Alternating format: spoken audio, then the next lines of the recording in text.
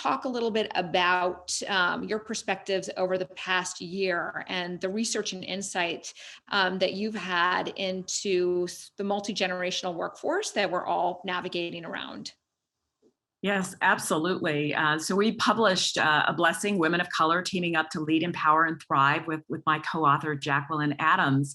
And there were two things that were quite striking that we found. We researched over 4,005 women across four races. So that's Black, Latinx, white, as well as Asian. And it was quite illuminating because we did go across all four generations.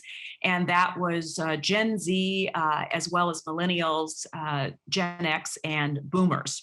And I would say there are two things, if we're talking about the environment right now, that we could do.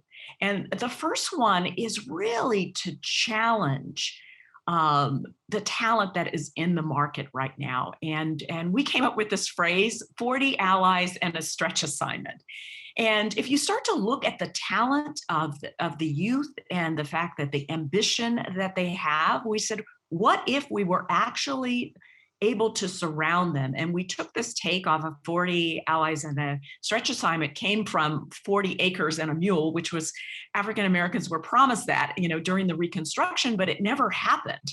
So imagine if, in fact, we were to surround and challenge and provide the talent, that this up and coming talent. And if you look at the stretch assignment, that is exactly what Dr. Jill Biden did. She tapped Amanda Gorman, a 22-year-old Gen Z, who was our first national youth poet laureate, for a stretch assignment. And that was to deliver the inaugural a poem and she did it and she wowed the world. So that was just one, opportunity, is this notion of really challenging the talent because it's there, and imagine what would happen to the career trajectories. I would say the other one that's happening, because we're experiencing it a bit in the US, just of a she session, think about women leaving the workforce. But we actually, there was an American Express study that was done where Black women were starting businesses at the fastest clip of any racial group. And that is really happening across all women. We see a number of now female founders that are happening. And you look at the funding, I think for all female founders, it was less than 3%. For women of color, it was less than 1%. I think it was 0.64%. So imagine if we were funded, quite frankly, and we put more resources, financial resources, around this creativity that's burgeoning.